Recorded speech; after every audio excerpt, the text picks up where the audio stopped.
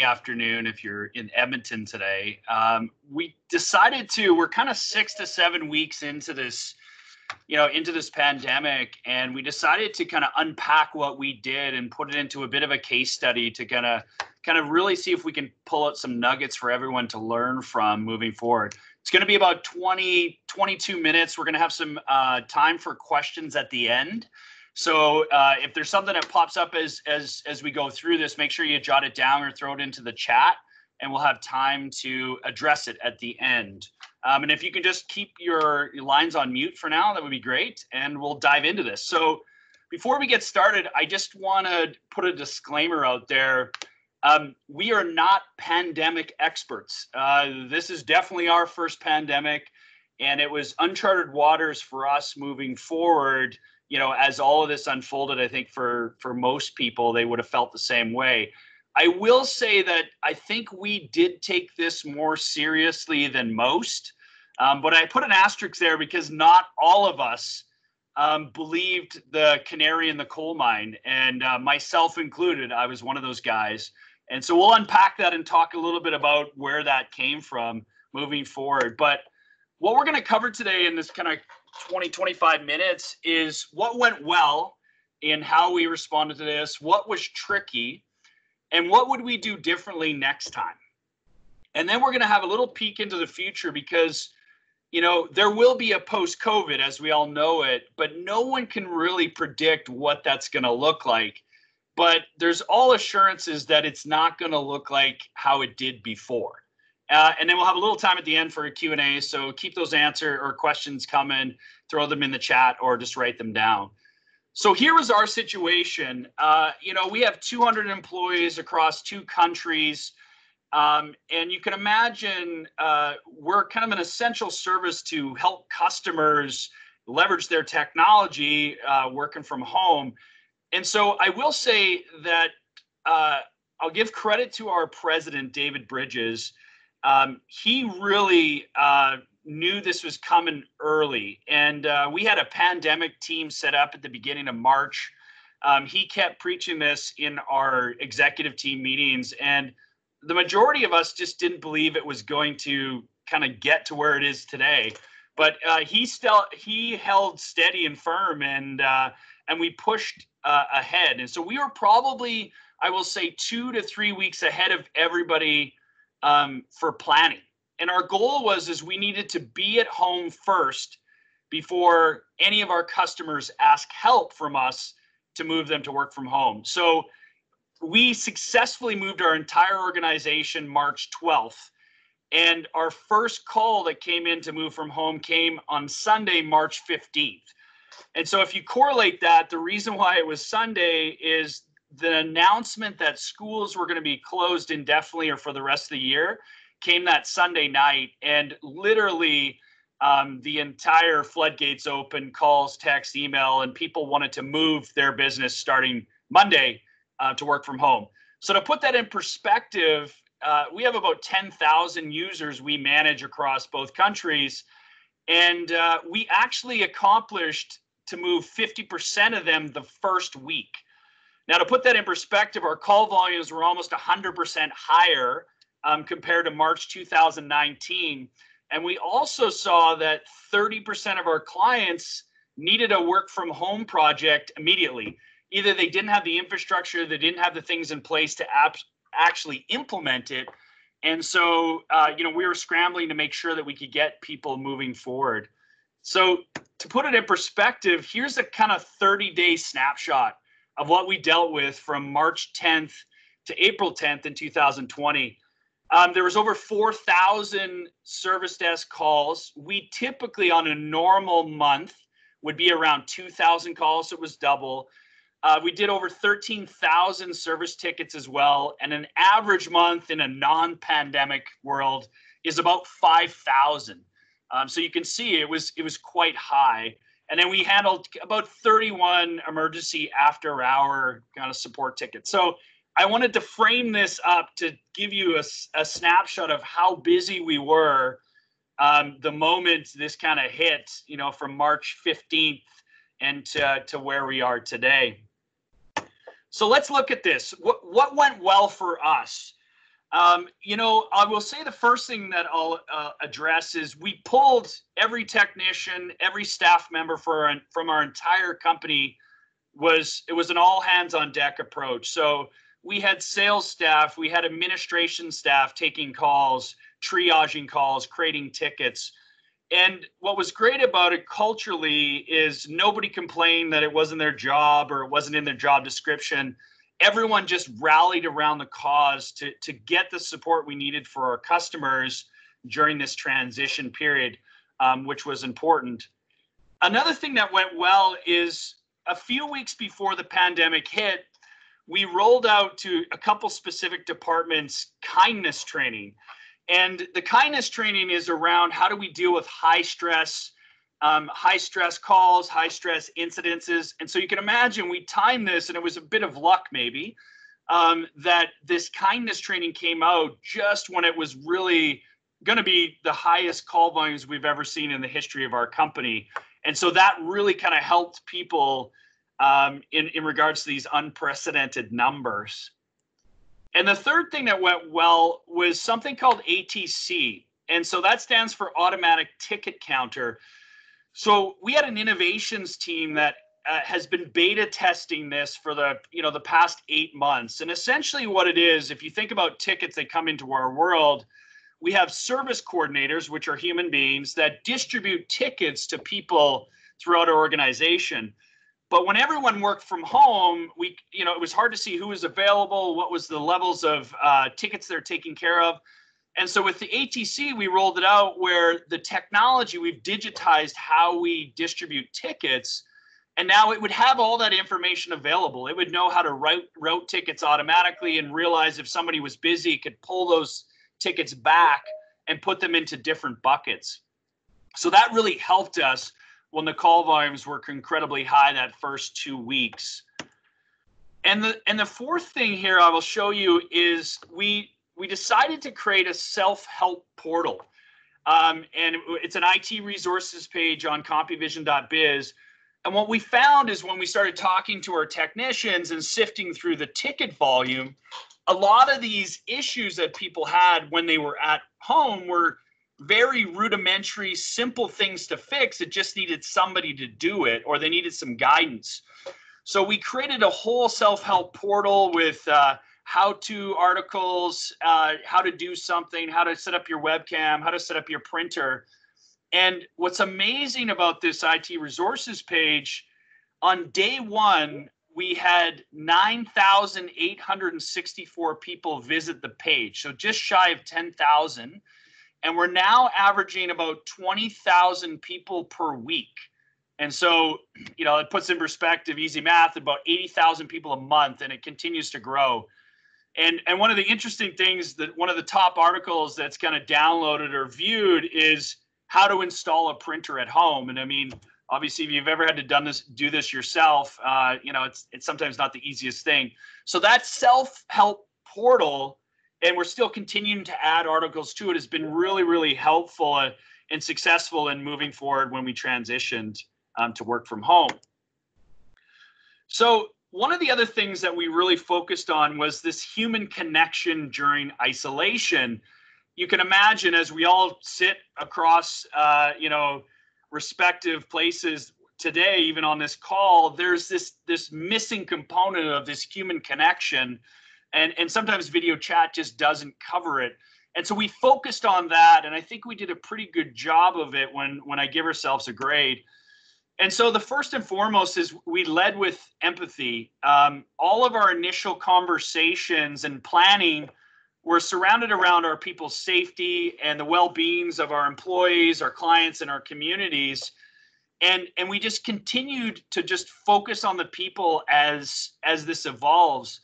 And now what's interesting is once we're past that kind of safety side of things, we're actually shifting now to really focus on morale and communication, wellness, and even mental health is starting to be a bit of a push, so that we can take care of our people as we are separated or isolated, for a long period of time.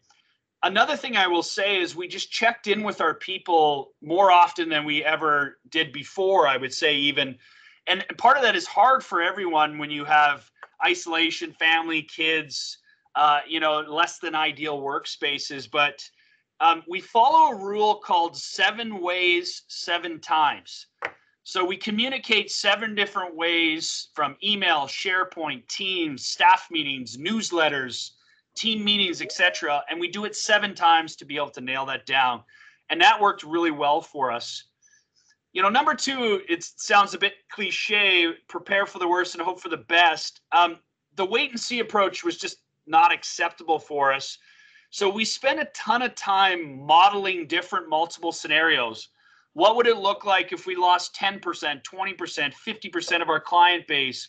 What would it look like if we had to change scenarios, or no revenue came in, or we had layoffs? What would that look like? And so we modeled a whole bunch of different ways to just prepare for us and be able to assist us in the decision-making process. The third one that we focused on was to use our team for input. What we found was people had amazing ideas and input as we moved through this. We definitely weren't alone. So we rallied our leadership teams on all levels and created a bit of a crisis management team and set regular team rhythms. At first, it was a daily meeting and a daily communication. We assigned tasks and accountabilities, and we ran this, truly like a project. And that seemed to work really well for us. Number 4 was we had a global network. We still have a global network. And what I mean by that is we're all inundated by information from Twitter, from the internet, from Facebook, and we have all of this information, and it was really difficult to sift through the noise to find that signal and what was really true. And I will say that one of the reasons why Dave got ahead of this, and he truly was that canary in the coal mine during this end of February, early March, was because he had somebody in his network that had factories in China. And he was reporting that what was happening on the ground was completely different than the news. And it was far significantly worse in these areas where he had these factories. And that was almost the sign for us to go, this is coming. We've got to get on this and be able to handle this. So the idea is to have this network and be able to leverage that technology connection becomes really, really important. Number 5 was, communicate early and often. It was a top-down approach. Dave was our point man on this. He's our president. And we just led with facts. We led with transparency, including even potentially the bad stuff. We talked about what layoffs would look like, how we would use fundamental programs if we had to, if we could. But that communication became really, really important. And it was a daily rhythm, a daily information. And then once we got to a point where we were settled in and we knew where it was, it started pulling back to kind of a weekly rhythm, and we could make that change. Number 6, we kept it simple. People in general have a hard time keeping things straight in the best of times, but under stress and massive change, simplicity was everything. And if you don't control those narratives, people seem to create a story about themselves, and it's generally negative. So communication to help shape that perspective and gain alignment was really important. And then 7 was use the rally. The idea of rallying around a crisis became really important, and our team actually did that. What we saw was our utilization rates even started to go up when we were working from home. Culture really started to tighten up, and everyone was really supportive. We actually onboarded 2 new employees during work from home, so they've never seen the office. And when we did some feedback loops with them, their response was incredible. They just said they could feel the culture even from work from home. The job shadowing with their counterparts were really, really productive. And they just gave us incredible positive feedback that the culture was alive and well. And I really believe that was, that really comes down to kind of using the rally around a crisis for our team. But what comes with the rally is a dip. And usually as it starts to tail off right after the rally, there is a dip. And so we were definitely aware of that. And so the communication we had to ramp up our communication. We had to make sure that we had the proper resource places in place, from our benefits and mental health support and everything our employees need to continue on, in the foreseeable future in this kind of setup. And that was an important thing to realize, that it wasn't just always a positive rally call. Now, here's what was tricky. Not everything was great, and there were some things that didn't work out well.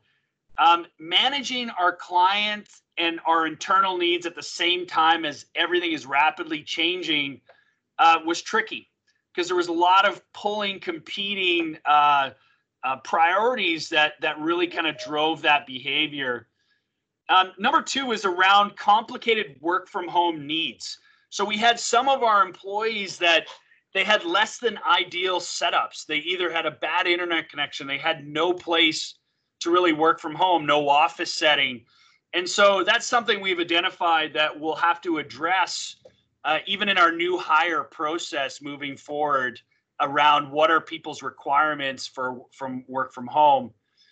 The managing the transition from two countries with provinces and states each doing something completely different. We have 70 American employees as well. They're kind of scattered across 26 states. And so you can imagine the response there was completely different than here. And even Ontario is different from Alberta and BC, and accordingly. So that was tricky, definitely, to deal with all the different requirements. And then lastly was trying to keep a routine or a balance between managing this stuff. And we had the first week, we had some people log in 100+ hours in the week. And obviously that's just not sustainable. And we could see the after effects, week 2, 3, and 4. So we had to recalibrate our people and really focus on movement, nutrition, sleep, community, so that we could find this real rhythm, even though you're working from home, where it felt like you're just kind of always on. And that's how some of the feedback we heard from our team. So what would we do differently moving forward? Well, there's a couple things that we definitely would do differently. I talked a lot about communication, and a lot of the communication was internally. And I would say our communication could be more effectively moving forward externally. What we found was it was a bit scattered. We weren't tracking it properly. The rhythm and the consistency was different, from everybody. And it was more tactical in cases versus we could have shared more on the why. I'll give you one example. One of our construction clients, early on, like the first week, we started implementing all of these procedures around COVID. They were confused why we were taking all of these precautions so early. And in their mind, they're like, this is still business as usual. What are you talking about? This doesn't make sense. And so this is one of the challenges when you're an early mover.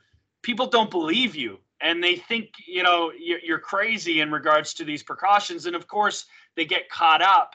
But we could have communicated the why better, and we definitely will moving forward. And number two is something that we're going to do differently is around our crisis management and our crisis response. We have a playbook and a manual for almost everything here to do with technology, but we didn't have a crisis management playbook for a pandemic or when we're removing all of our people from the office, moving from home. And I think about it, we have a disaster recovery plan when it comes to data and technology, and we preach this on a daily basis to our clients. But we don't have that when it comes to non-digital items like people and life. And so that's something we're definitely going to do differently moving forward. So what does it look like to prepare for the new normal? We will get back to some level of normalcy, and we're starting to see states and provinces open up and, starting to look at what those options are. So the things that we were thinking about is we got 4 things. One is communication.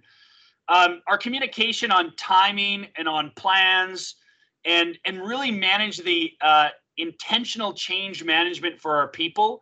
I don't want them to feel surprised and not know what to expect when they come back, because it will not be business as usual. And we need to make sure that we can convey that. Number two is building prep. We haven't fully utilized this building for almost 8 weeks now. And so what does that look like? Do we need to do a full clean? Do we need to do a walkthrough inspection and test HVAC, plumbing, electrical, mechanical, etc.? And then also evaluate touch points. What do we touch on a daily basis in our office? And do we need to optimize it? Do we need to add extra cleaning for doors, desks, washrooms, etc.? But that becomes really important. And number three is workforce return. We're going to take a staged and phased approach, and also with social distancing. We'll start with the most essential workers first. Many of our teams have the luxury of working from home and can continue to do that, but it doesn't make sense to bring everybody back at once. And so social distancing plans for us, restricting, common spaces, face-to-face meetings, travel, one-way traffic like the grocery stores are right now, and just reduce overall employee density. We're potentially looking at altering scheduled days in and days out, so that we can kind of manage our workforce appropriately. And then number four is to think about is health and safety in regards to access control. So are we going to do temp checks on everybody, PPE supplied hands-on? How do we manage our customer access, shipping, receiving, etc., and our visitor policy? And so those four things are really the things that we're looking at, and I encourage you to think about in your own business to prepare for the new normal as we move forward. I wanted to add this slide as well, and I really think we need to peek into the future, and I put near future because I think it's important to discuss what the new normal will look like. And I call it ghost offices. And if you've ever heard of a ghost kitchen, which is essentially a nameless, brandless kitchen, commercial kitchen that can cook anything, that can cook multiple different brands, and it's more of the how versus the who. And I do believe ghost offices are going to be a thing coming through. And if you think of how the WeWork model works, it's similar to this. But the idea of how much square footage will we really need, because I do believe there'll be a portion of people that will work from home indefinitely, or there'll be a rotating schedule of what that looks like. And so the idea that maybe we only have the space for cultural events, and maybe our team only gets together twice a week for 4 hours together, could be a real viable option. So I would think about what that looks like moving forward. Number two, I've been preaching this for the last 3 or 4 years, the digitization of things. It literally just took a world pandemic to force people into thinking differently on how they deliver their product and services. So you have to ask yourself, are you too reliant on the human connection to deliver your product and services? And it's the ones that can quickly adapt and digitize either aspects of their product and service or all of it that will survive and thrive moving forward. So we're going to see way more of this happening, not only in our own business, but in our customers' business and in society in general. Number three is around voice action. I call this voiceification. You think about Alexa and Siri and Google Home. There's so much of that will start to bubble up and really come mainstream.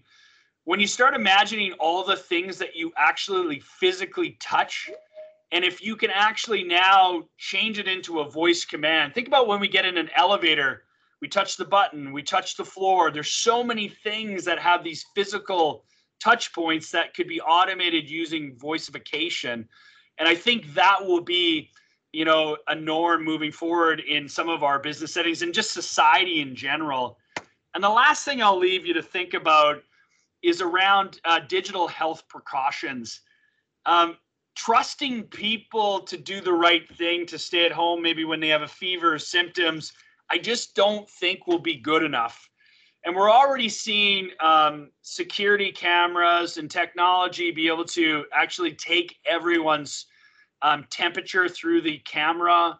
And so what would those things look like, and how do we put those digital solutions in place to manage and mitigate, our businesses moving forward? So those 4 things are to get you thinking a little bit differently about what tomorrow's going to look like.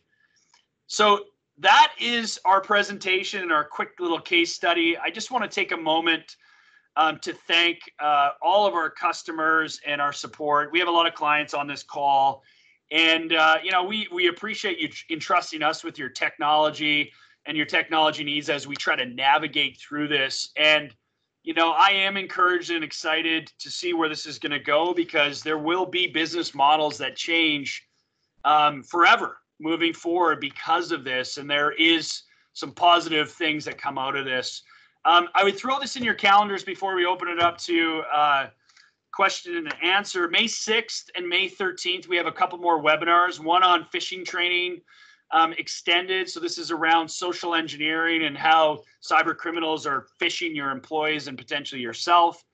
And on May 13th, one of our senior executives in our sales group, Brandon Akula, will be hosting a scheduling assistance, which is around Find Time and Calendarly, which are great tools to be able to quickly manage and maintain your calendars and find that space that we're all looking for and fighting for in today's world. There's my information on the bottom, and I'll pass it back to Kara to open it up for questions.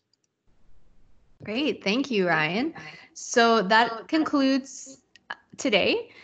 So if you want to unmute yourself and ask a question of Ryan, we'll stick around for a little bit, or you can throw it in the chat. But otherwise, thank you so much for coming, and we appreciate your time.